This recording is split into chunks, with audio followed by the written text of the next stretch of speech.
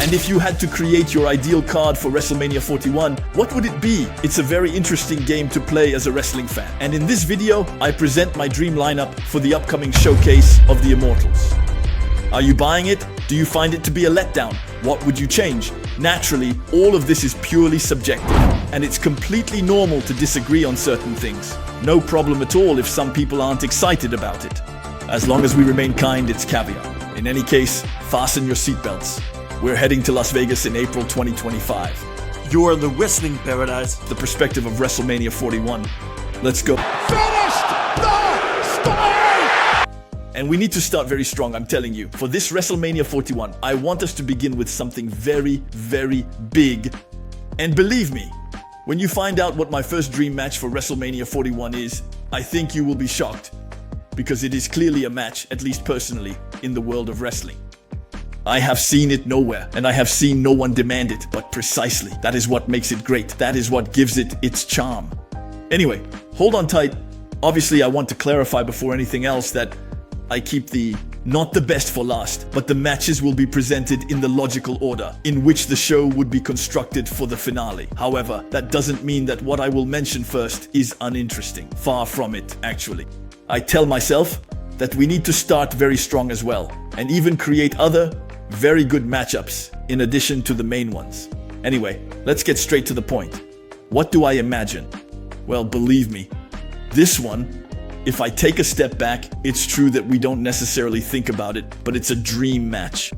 I'm talking about John Cena against either Stone Cold Steve Austin or Hulk Hogan. So don't fall to the ground. Don't be too shocked. It's true that this lineup may seem crazy in 2025, but I want to tell you, John Cena, last year in WWE, let's do all the things he couldn't do in his career so that he leaves without regrets.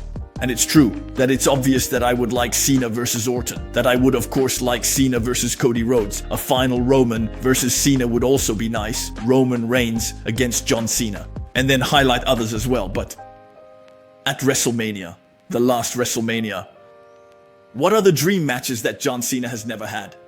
It's me. It's John Cena against Stone Cold Steve Austin and John Cena against Hulk Hogan. It's true that it would really be for the star power and the dazzling lineup it would create. Can you imagine? John Cena basically is like having the, as they say in the wrestling world, faces of Mount Rushmore going head to head. Since we often hear, yes, who are your faces?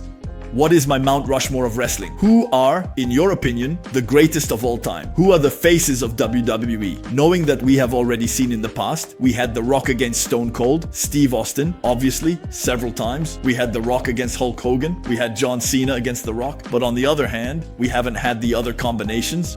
Obviously, I'm not going to say Stone Cody against Hulk Hogan. I think that, so I'm already wondering about all these matchups. I don't even know if they are possible, but let's not forget, let's be realistic, that Stone Cody wrestled in 2022. He had a match against Kevin Owens, so it's not unrealistic to say that Stone Cody could participate. And then, let's not forget that there were also rumors for WrestleMania 40 suggesting that CM Punk could face Stone Cody as well. So, Stone Cold in any case, it's not impossible. Well, Hulk Hogan, that's going to be a bit more complicated. Well, what about doing a triple threat, by the way? But still, Hulk Hogan might be a little too idyllic. I want to say, but it still makes me dream. I tell myself, for goodness sake, John Cena against Hulk Hogan, the face of wrestling in the 80s, against that of the ruthless aggression era. So I think to myself, it would really be like a clash of generations. It's a dream match. It's a dream match, of course. Then again, if I focus purely on the quality of the show, I realized that we would need to find some certain twists. It's certain that it wouldn't be a fast-paced match. It wouldn't be a very rhythmic match. We would feel the age, especially of Stone Cold Steve Austin and Hulk Hogan. But look, for me, Stone Cody against Kevin Owens in 2022. For example, you didn't really feel Stone Cody's age or his physical condition that much. You just need to find some twists. For example, do a false count anywhere match, or have a match with objects, or basically find a way to make it a bit more like a brawl, so that they are not always in the ring and don't have to do dynamic sequences or anything. In any case, You need to be a little creative to make this possible, but by being so, it can be done. I think, well, maybe a bit more John Cena against Stone Cold Steve Austin, and then I tell you, after that we won't see him much, Mr. New Simi. We won't see him again. So, since we might not see him after this, I want to see everything we've never seen before. That's a lot of times the word see in all this. But anyway, you get the subtleties. In any case, here it is, my first poster. So how do we continue with this dream card for me? Well, I don't know if you're convinced by this first matchup, but the second one should please you more. I think, at least for some, listen closely, hold on tight. It's no exaggeration to say there's a ladder in the story. Intercontinental title match. For me, it's fitting. The Intercontinental title for perhaps the most spectacular match of the show, a bit like the Money in the Bank match during the Golden Age. You always had a match, specifically the Money in the Bank, which was a bit of the spectacle of the show, with Benjamin doing acrobatics on ladders and making crazy jumps. You had CM Punk, Jeff Hardy, I'm talking over several years, of course, and it was great. So I tell myself, it's true that a match, well, not a tag team match, because that, sure, it can also be chaotic, a tag team ladder match.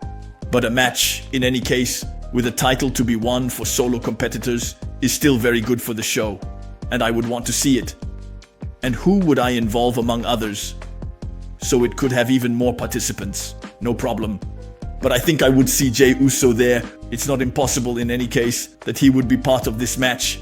I think that would be good for him. But not just Jey Uso, of course, I would also include him. So, even though it depends a lot on what is being told regarding the bloodline by the time of WrestleMania 41, of course, putting Jey and Jimmy Uso in the same match for that stake, provided they are more allied, or they could also participate as allies, and so there would be a situation. Which of the two, if one is facing the other, will win that famous title?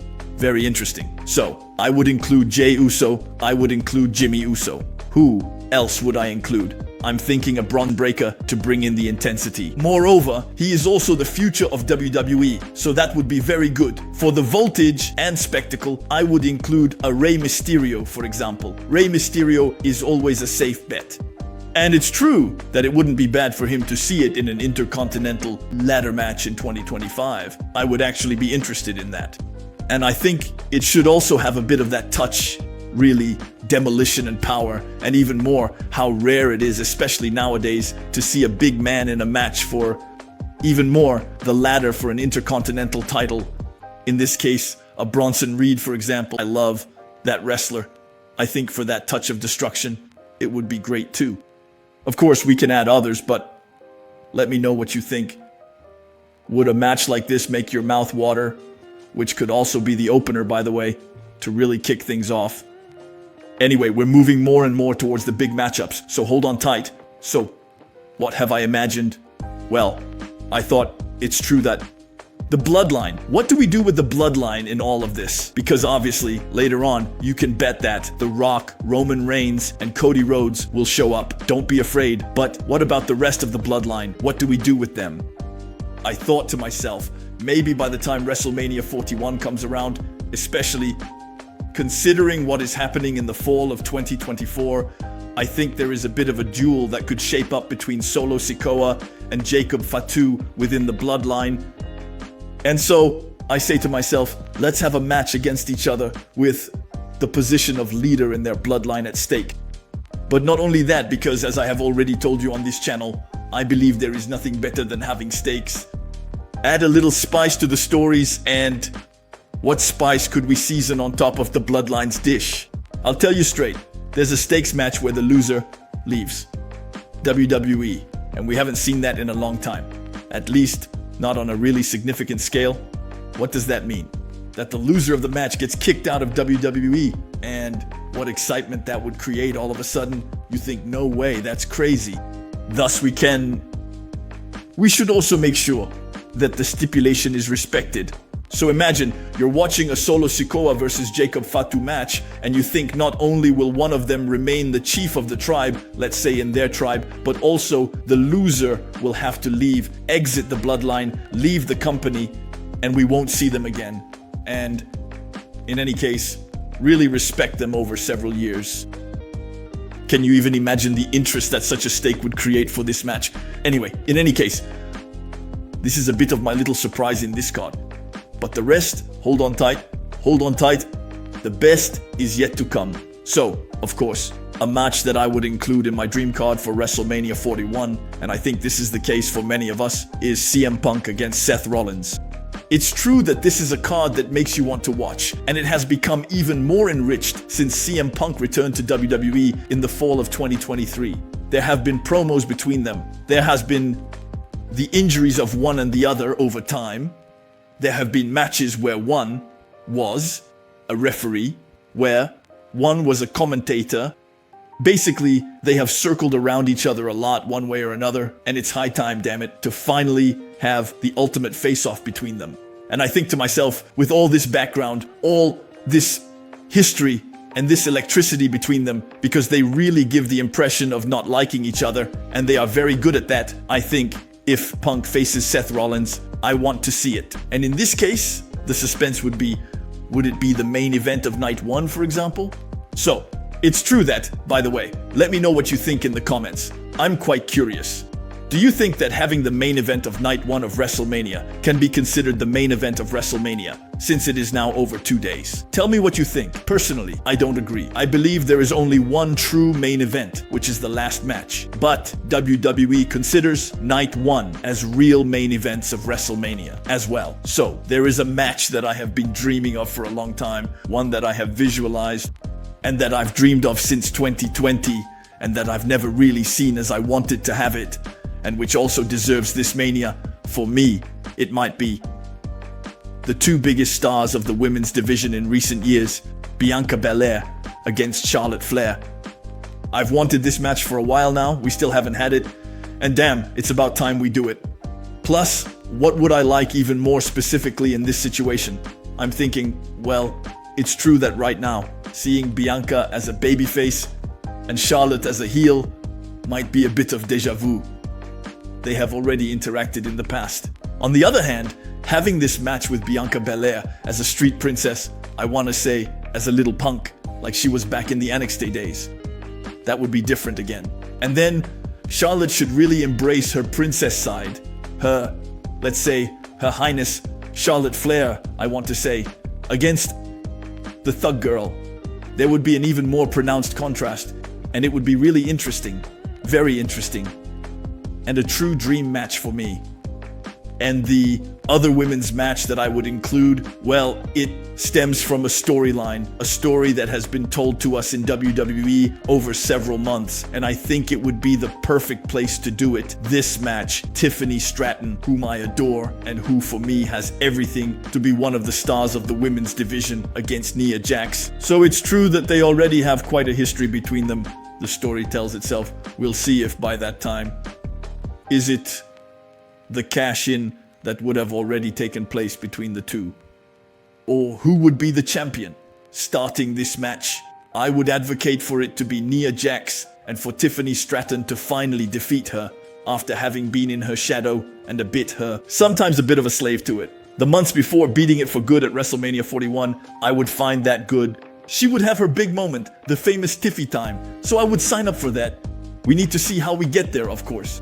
Tiffany Stratton may have attempted to cash in, but Nia Jax would have stopped her, making her feel betrayed, and she would have mistreated her even more, even though they are still friends sometimes. We are down to the last three. So, this one is not ordinary. Hold on tight. I tell myself, of course, the heavyweight title must be defended. And what did I think? I thought, it's really great when a character has a quest, has a story to finish.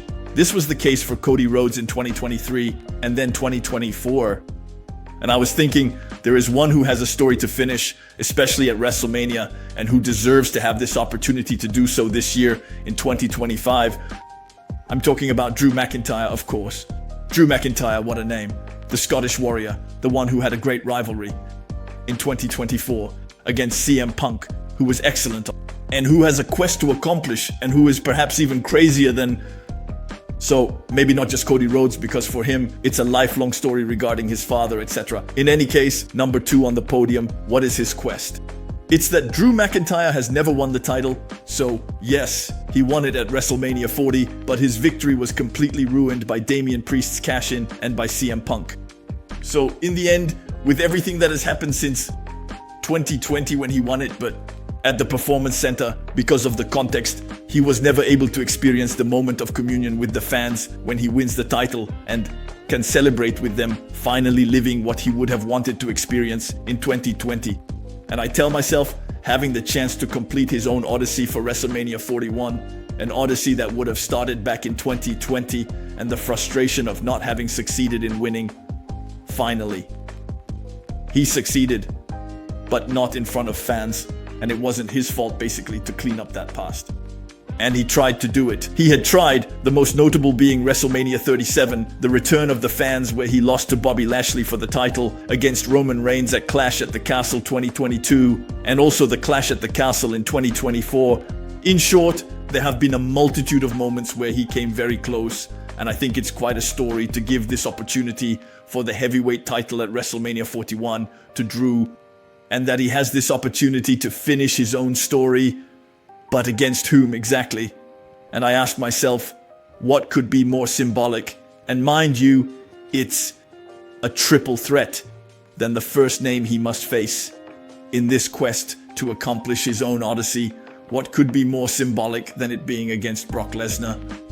So yes, it's true that his name has been a bit in trouble these last few years, let's say. It's true, but here, we're not making a judgment. We're talking about a dream card. And it would definitely involve the WWE bringing them back.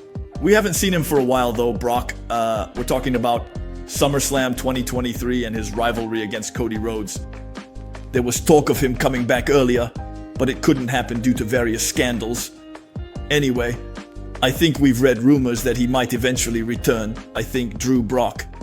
It was still the poster, the main event of WrestleMania 36, the one against whom he wanted to experience this moment to, finally, win the title in front of fans, to be happy, to fulfill his dream in front of his family, in front of everyone. But he was deprived of it. And I think reliving that against Brock in 2025, 5 years later, what long-term storytelling that would be. And yes, that would be great. But that's not all, because I know that also. And I am part of it.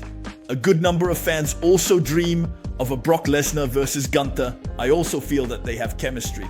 They go well together, even physically, these two larger-than-life guys, and Gunther is also credible against them. At the same time, we could do a remake of Brock versus Drew from 2020, but in front of fans, with all the history that has enriched since then, knowing that Brock Lesnar also has a score to settle. We can imagine a Brock Lesnar who has seen his name tarnished, wanting to take his revenge on all of that to return to the top of WWE, so he also has his own quest, and we can talk about redemption in the eyes of the fans, at least. And briefly, but at the same time, Gunther. You can be in this same lineup. You also have Gunther against Brock, which is a dream match that has already been teased to us, and it makes you want to see it. That's true.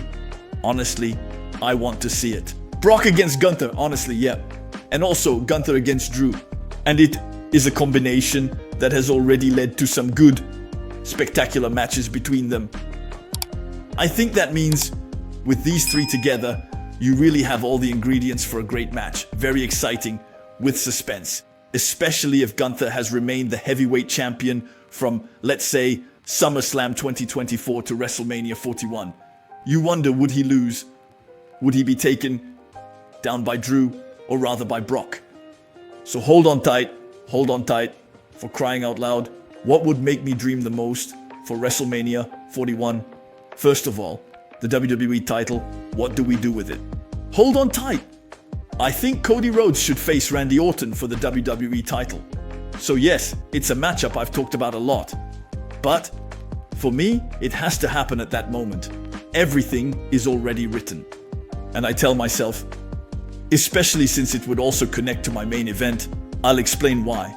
But let's get back to the point. Cody against Orton. I don't need to tell you more. They have a huge history, the legacy background, the mentor against the protege. The story is all written. It's been a dream match for years. And what better place than WrestleMania to do it? And above all, there would be real suspense. Cody would truly be facing his mentor, facing his idol. So we can imagine either Cody defending his title against Orton, and he has to defend it against his mentor. And there would be a master-student aspect to this story. But one could also imagine a Orton who had returned to his psychopathic side and who would have psychologically and physically tortured Cody Orton up until WrestleMania 41, perhaps by also taking the WWE title from him in the process so that Cody Rhodes can reclaim his precious title that he took so long to win.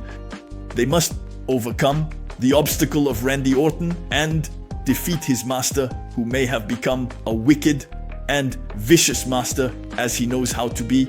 And there would be an excellent story to tell, especially with a very personal build-up with an Orton who would get into Cody's head, talking to him about the time of legacy, about Dusty, putting him on the spot, torturing him. Here, there would be quite a story for Cody, as he would be facing his demon. In a way, moreover, what advantage would that have as well? It's about the main event. You will have understood my main event is The Rock against Roman Reigns. But I have always been of the opinion that in this story, such a matchup, such a dream match, with these two great megastars, they do not need titles on the line. Well, if that were to happen anyway, I would be for it, of course, it wouldn't bother me, but I think they have such, well, they already have such an aura, they already have such charisma, such a history between them. The story revolves much more around who is the true leader of the tribe, who is the better of the two cousins, the family, the bloodline, that they don't need the title on the line. And above all, what I would love for him to put on the line, it would be for the People's Championship. Because yes, you may have noticed, since the 2024 Hall of Fame, The Rock has been walking around with a belt. And it's not just any belt, it's the People's Championship, which was actually presented to him by the wife, the widow of Muhammad Ali, the famous boxer, the original People's Champion, so to speak. And we know that The Rock's nickname, almost since the beginning of his career, is the People's Champion, which is quite a huge prestige to be the champion of the people. And I think to myself, this belt, I believe personally, I would say that he didn't just get it for nothing, that it somehow gives him a certain status to have a belt just before WrestleMania 40 with him, maybe to also appear, not to appear, maybe. It's empty in relation to Roman Reigns. I think he didn't do it for nothing, that it's still a title he would like to defend one day. In any case, he could find that the story writes itself, with The Rock putting the People's Championship on the line against Roman, who would put his honor and status as chief of the tribe at stake. And that way, it's killing two birds with one stone, as I was saying. You avoid putting the WWE title on the line between them because they don't need it, which creates an additional match for the WWE title in addition to Rock versus Roman.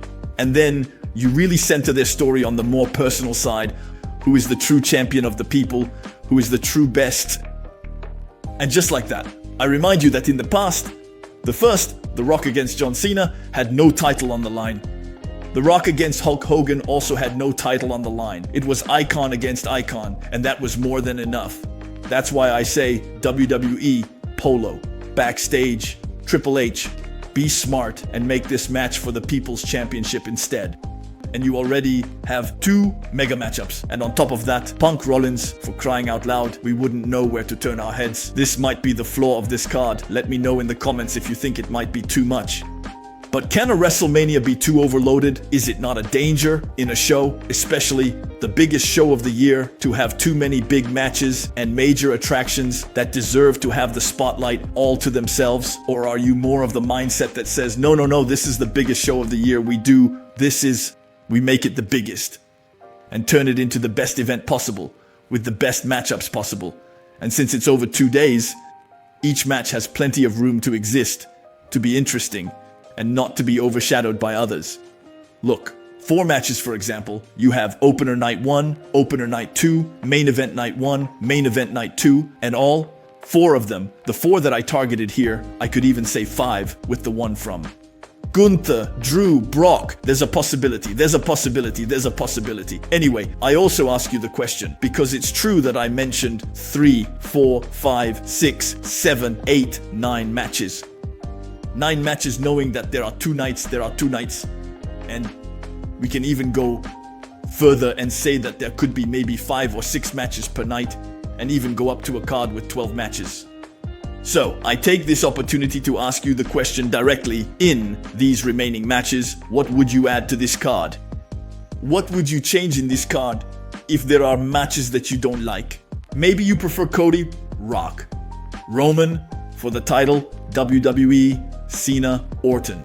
Or maybe Punk, Stone Cody, CM Punk against Stone Cody. Or is it something completely different? Other matchups, Cody against someone else. Knowing that some may also arrive in WWE, I'm thinking of an MGF, for example. There, a Cody MGF could also be interesting. What would we do about Judgment Day and all of this, which has been one of the major angles in WWE for quite some time? There should be something going on. So what could we talk about regarding Judgment Day? And of course, I'm thinking of an LA Knight, for example. If he were still the US champion by then, what could he do? I ask you this question. The whole point of this fantasy booking, this exercise, is to share it. Already, I count on you to tell me what you think of this card. Do you find it really either surreal, unrealistic, great, or terrible? Tell me, don't hesitate. The goal is for us to share all of this. I also thank everyone who participates, who give their opinions, who ask questions, who bring the channel to life. Not only as a wrestling fan is it a pleasure, but you can be sure that it helps me immensely, so I am very grateful to those who do. And indeed, this is the opportunity. Give me your dream card for WrestleMania 41, and we will see in the end what will happen, or which of all these cards will come the closest. Regarding what will really happen, even if it's not a prediction, it's really more of a fantasy than a prediction. Anyway, I thank you for your presence, and we'll see what happens. And we'll see if WWE will go all out, like I did in this dream card. So if we have a card that might be a bit more laid back, with maybe 1 or 2 big matches, and the rest perhaps a little less exciting, we'll see. We can say that this topic raises a lot of questions. I hope you had a good time watching this video, and I invite you to stay in the paradise of wrestling to look at some other ones. See you right away. And that's the bottom line, 'cause Stone Cold said so. What?